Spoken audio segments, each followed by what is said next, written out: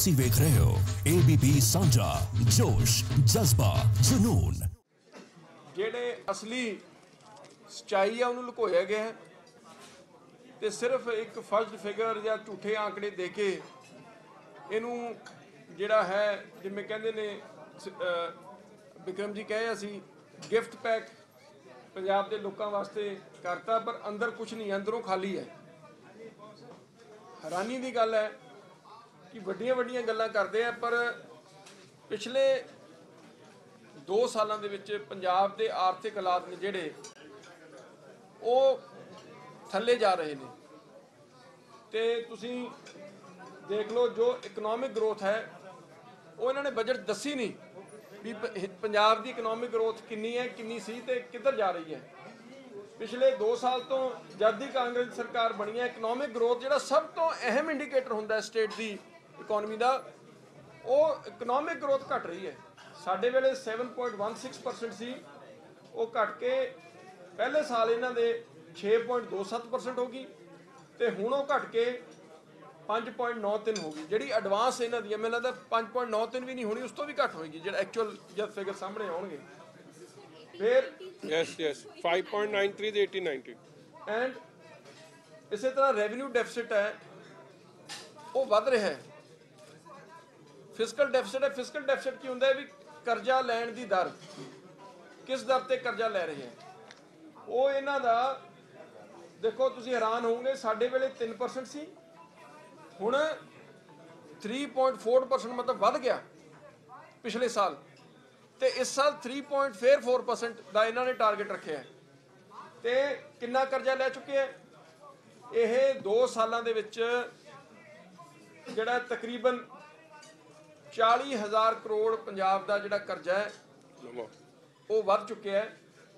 तो इस साल सिर्फ इस साल 30,000 करोड़ जिहड़ा एक्चुअल जिहड़ा 28,000 करोड़ रुपया कर्जा लैण का इन्हां दा टारगेट है।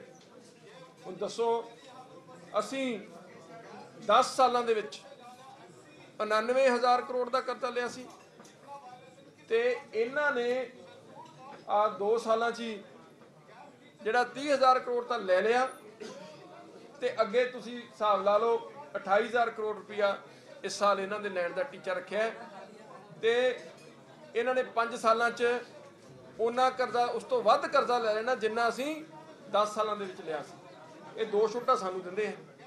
सो ये बड़ी पंजाब दे वास्ते चिंता का विषय है। पंजाब की आमदन नहीं वध रही, असीं केंद्र सरकार वाल हत्थ अड्डी खड़े रहने हैं कि सानूं GST कंपनसेशन कद आऊगी, कद साडा काम चलूगा।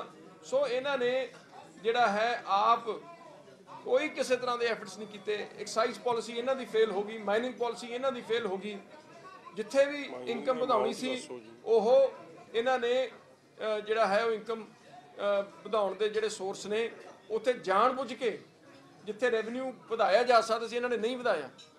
माइनिंग ते कहंदे सी भी सानू सिद्धू साहब तां कहंदे सी भी 2,000 करोड़ आऊगा, बजट दे विच कहंदे सी पहला जिहड़ा है कहंदे सी 1,000 करोड़ आऊगा, फिर बजट दे विच रखिया 300 करोड़ ते असल दे विच आया 32 करोड़। तुसीं हिसाब लाओ किन्ना कहनी ते कथनी च किन्ना फर्क है। इस तरह जिहड़ा है हुण सूबे की जिहड़ी सरकार है वो टोटली केंद्र दे मोहताज हो गई है। अद्धे नालों वध आमदन जिहड़ी है वो केंद्र इन्हां नूं दिंदा है, ते साडे वेले 80% जिहड़ी आमदन सी वो असीं आप इकट्ठी करदे सी, ते सिर्फ 20% आमदन केंद्र तो आउंदी सी। अज दिन पर दिन पंजाब जिहड़ा है वो केंद्र सरकार ते निर्भर हो रहा है। वो भी इस करके कंपनसेशन मिल रही है कि असीं उत्थे जिहड़ा है GST काउंसिल दे विच रौला पाया ते कंपनसेशन का प्रोविजन पवाया, 14% कंपनसेशन दवाई, जिहदे करके अज पंजाब की सरकार चल रही है। पर इन्हां ने आपदे वल्लों 1 रुपए की भी कोशिश नहीं भी पंजाब नूं आर्थिक तौर पर असीं संभालीए, पंजाब के रेवन्यूज़ ने उन्होंने स्टेबलाइज करिए, उन्होंने वधाइए। उधर जिहड़ा सरकार का कोई ध्यान नहीं है। सरकार इधर उधर दीयां जिहड़ा गल्लां करके आपदा काम सार रही है।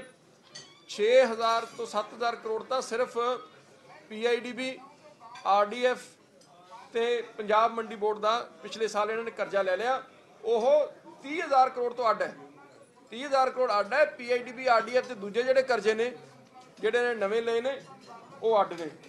ਪ੍ਰੋਫੈਸ਼ਨਲ ਟੈਕਸ ਇਹਨਾਂ ਨੇ ਲਾਇਆ ਸੀ ਪਿਛਲੇ ਸਾਲ, ਕਹਿੰਦੇ ਸੀ ਵੀ ਅਸੀਂ 15 ਜਿਹੜਾ 100 ਕਰੋੜ ਰੁਪਇਆ ਇਕੱਠਾ ਕਰਾਂਗੇ। ਕਿੰਨਾ ਹੋਇਆ ਇਕੱਠਾ? 52 ਕਰੋੜ। ਲੋਕਾਂ ਨੂੰ ਅਸੀਂ ਤਾਂ ਕਹਿੰਦੇ ਆ ਵੀ ਕਿਉਂ ਲੋਕਾਂ ਦੇ ਲਾਉਣਾ ਹੈ?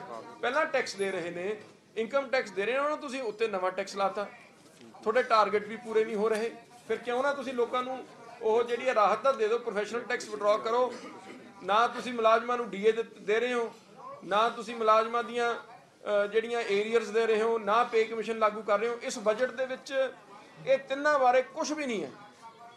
ਪਿਛਲੇ ਸਾਲ ਜਿਹੜਾ ਹੈ ਤਕਰੀਬਨ 2000 ਜਿਹੜਾ ਹੈ 2600 ਕਰੋੜ ਜਿਹੜਾ ਵਾਧਾ ਹੋਇਆ ਸੀਗਾ ਜਿਹੜਾ ਆਪਣੀ ਤਨਖਾਹਾਂ ਦੇ ਵਿੱਚ ਬਿਨਾਂ DA ਦਿੱਤੇ, ਤੇ ਹੁਣ ਉਹਨਾਂ ਨੇ DA ਦਿੱਤਾ ਪਰ ਪ੍ਰੋਵੀਜ਼ਨ ਕਿੰਨੀ ਰੱਖੀ ਹੈ?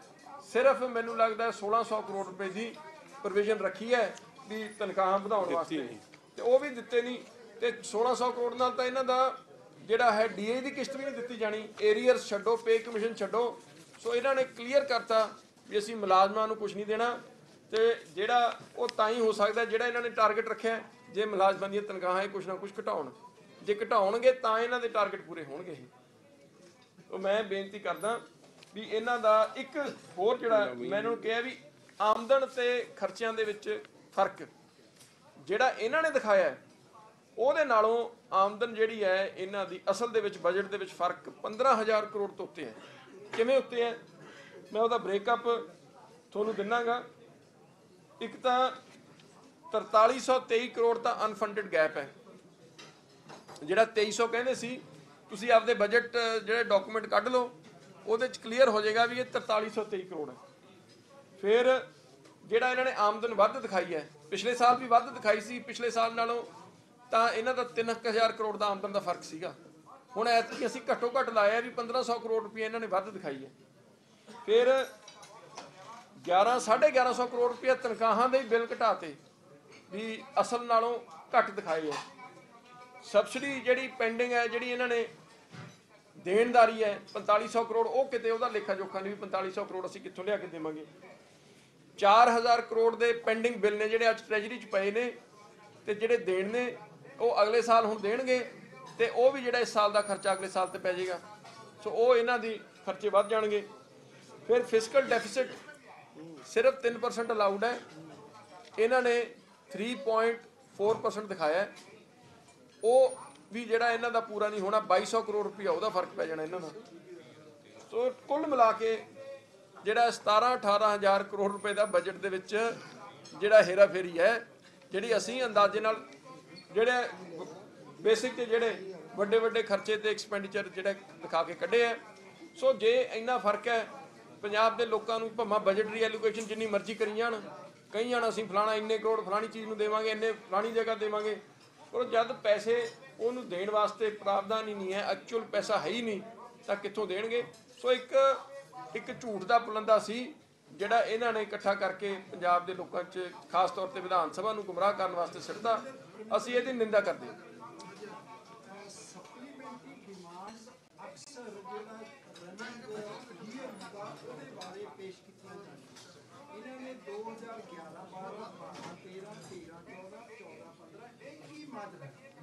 ਦੇਖੋ ਕਈ ਹੋ ਸਕਦਾ ਹੈ ਉਦੋਂ ਕੋਈ ਐਂਟਰੀਜ਼ ਰਹਿ ਗਈਆਂ ਹੋਣ, ਉਦੋਂ ਉਹਦੀਆਂ ਸਪਲੀਮੈਂਟਰੀ ਖਰਚੇ ਹੋ ਗਏ ਹੋਏ ਤੇ ਉਹ ਦਿਖਾ ਨਾ ਸਕੀ ਹੋਵੇ ਸਰਕਾਰ, ਉਹਨਾਂ ਨੂੰ ਫਿਰ ਇਸ ਸਾਲ ਜਿਹੜਾ ਹੈ ਉਹਨਾਂ ਨੂੰ ਰੈਗੂਲਰਾਈਜ਼ ਕਰਾਉਣਾ ਹੁੰਦਾ ਕੰਪਿਊਟਰ ਜਿਹੜਾ CAG ਵੱਲੋਂ, ਉਹ ਜਿਹੜਾ ਅਕਾਊਂਟੈਂਟ ਜਨਰਲ ਵੱਲੋਂ, ਉਹ ਅਸੀਂ ਉਹ ਰੈਗੂਲਰ ਕਰਾਇਆ ਹੁਣ ਇਹਨਾਂ ਨੇ।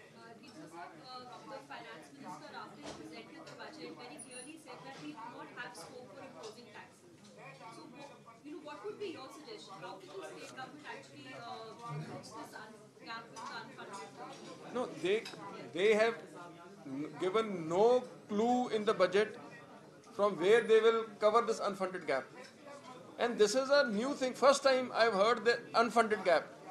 So if you don't have the resources, why do you keep provisions for allocating? Why are you allocating money for 2,300 crores? If you don't have the money, bring down your allocation, bring down your expenditure, bring down your plan schemes or capital expenditure.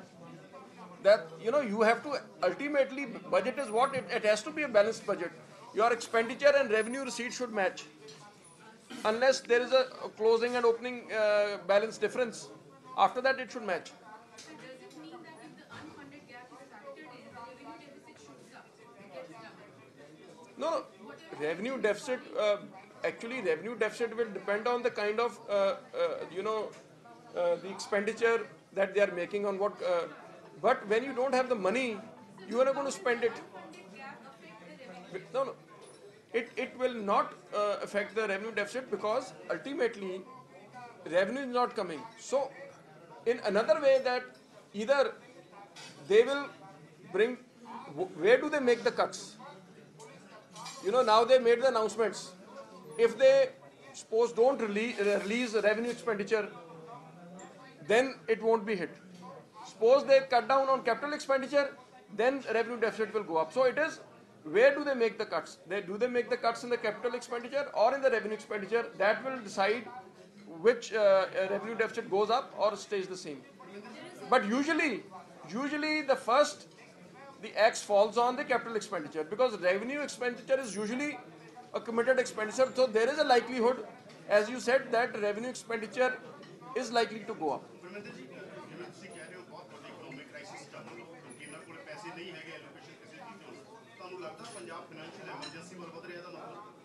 देखो, ਇਹ ਤਾਂ ਅਸੀਂ ਐਡਾ ਜਿਹੜਾ ਹੈ strong word ਨਹੀਂ ਵਰਤਾਂਗੇ, ਪਰ ਸਰਕਾਰ ਬਹੁਤ ਗੈਰ ਜ਼ਿੰਮੇਵਾਰਾਨਾ ਤਰੀਕੇ ਨਾਲ ਵਰਤ ਰਹੇ ਨੇ। ਨਹੀਂ ਤਾਂ ਇੱਕ ਅੱਧੇ ਸਾਲ 'ਚ ਜਿਵੇਂ ਚੱਲ ਰਹੇ ਨੇ, ਫਾਈਨੈਂਸ਼ੀਅਲ ਐਮਰਜੈਂਸੀ ਲੱਗ ਹੀ ਜਾਣੀ ਹੈ। ਜੇ ਇੱਕ ਮੈਂ ਕਹਿਣਾਗਾ, ਜੇ GST ਕੰਪਨਸੇਸ਼ਨ ਨਾ ਹੁੰਦੀ ਤਾਂ 1000% ਅੱਜ ਪੰਜਾਬ ਦੇ ਵਿੱਚ ਫਾਈਨੈਂਸ਼ੀਅਲ ਐਮਰਜੈਂਸੀ ਹੋਣੀ ਸੀ। 1000%। ਇਹਨਾਂ ਨੇ ਤਨਖਾਹਾਂ ਵੀ ਨਹੀਂ ਸੀ ਦੇ ਸਕਣੀਆਂ। ਆਪਦੀ ਆਮਦਨ ਸਿਰਫ 2-3% ਵਧੇ ਸਾਲ ਦੇ ਵਿੱਚ, ਉਹ ਤਾਂ ਮਤਲਬ ਖਤਰੇ ਦੀ ਘੰਟੀ ਹੈ, ਹੋਰ ਕੀ ਹੈ। ਇਹ ਤਾਂ ਇਹਨਾਂ ਨੂੰ GST ਕੰਪਨਸੇਸ਼ਨ ਬਚਾਈ ਜਾਂਦੀ ਹੈ। 14% ਇੰਕਰੀਜ਼ ਹੈ, ਅੱਧਾ ਇਨਕਮ 14% ਵਧ ਰਹੀ ਹੈ। ਸੋ ਉਹਦੇ ਨਾਲ ਇਹਨਾਂ ਦਾ ਬਚਾਅ ਹੋਇਆ। ਆਪਦੇ ਇੱਕ ਐਫਰਟ ਨਹੀਂ ਕੀਤਾ ਇਹਨਾਂ ਨੇ। ਐਕਸਾਈਜ਼ ਪਾਲਿਸੀ ਦੇਖੋ, ਐਕਸਾਈਜ਼ ਪਾਲਿਸੀ ਟੋਟਲੀ ਫੇਲ ਹੋ ਗਈ, ਮਾਈਨਿੰਗ ਪਾਲਿਸੀ ਟੋਟਲੀ ਫੇਲ ਹੋ ਗਈ। ਇਹੀ ਇਹਨਾਂ ਦੇ ਰੈਵਨਿਊ ਜਨਰੇਸ਼ਨ ਹੁੰਦੀ ਹੈ। ਫਿਰ ਇਹਨਾਂ ਨੇ ਉਹ 3% ਘਟਾ ਕੇ ਦੇਖ ਲਿਆ। ਇਹਨਾਂ ਦੇ ਸਟੈਂਪ ਡਿਊਟੀ ਜਿਹੜੀ ਹੈ ਟੋਟਲੀ ਫੇਲ ਹੋ ਗਈ। ਇਹਨਾਂ ਦੀ real estate policy totally fail ਹੋ ਗਈ। ਅੱਜ ਰੀਅਲ estate ਸੈਕਟਰ ਦਾ ਕੀ ਹਾਲ ਹੈ ਪੰਜਾਬ ਦੇ ਵਿੱਚ, ਤੁਸੀਂ ਜਾ ਕੇ ਦੇਖੋ, ਪਤਾ ਕਰੋ ਸ਼ਹਿਰਾਂ 'ਚ। ਸੋ ਇਹਨਾਂ ਦੀ ਇੱਕ ਵੀ ਪਾਲਿਸੀ ਜਿਹੜੀ ਹੈ ਉਹ ਨਹੀਂ ਚੱਲੀ। ਮਤਲਬ ਆਪਦੇ ਨਾਨ ਟੈਕਸ ਰੈਵਨਿਊਜ਼ ਘਟ ਰਹੇ ਨੇ। ਨਾਨ ਟੈਕਸ ਰੈਵਨਿਊਜ਼, ਇੱਕ ਤਾਂ ਟੈਕਸ ਰੈਵਨਿਊਜ਼ ਤਾਂ ਚਲੋ 2-4% ਵਧ ਰਹੇ, ਨਾਨ ਟੈਕਸ ਰੈਵਨਿਊਜ਼ ਘਟ ਰਹੇ ਨੇ। ਸੋ ਕਿਤੇ ਨਾ ਕਿਤੇ ਇਹ ਸਰਕਾਰ ਚਿੰਤਤ ਹੀ ਨਹੀਂ। ਨਹੀਂ ਤਾਂ ਤੁਸੀਂ ਆਪਦੇ ਹਰ ਡਿਪਾਰਟਮੈਂਟ ਨਾਲ ਮੀਟਿੰਗ ਕਰੋ ਵੀ ਤੁਹਾਡੇ ਡਿਪਾਰਟਮੈਂਟ ਦੇ ਜਿਹੜੇ ਟਾਰਗੇਟਸ ਨੇ ਉਹ ਪੂਰੇ ਕਿਉਂ ਨਹੀਂ ਹੋ ਰਹੇ। ਨਾਨ ਟੈਕਸ ਰੈਵਨਿਊਜ਼ ਤਾਂ ਜਿਹੜਾ ਇਹ ਕੋਈ ਵੱਡਾ ਇਸ਼ੂ ਨਹੀਂ ਹੁੰਦਾ, ਉਹਨੂੰ ਘੱਟੋ ਘੱਟ ਜੇ ਬਾਹਲੇ ਵਧਣ ਨਾ ਘਟਣ ਤਾਂ ਨਾ।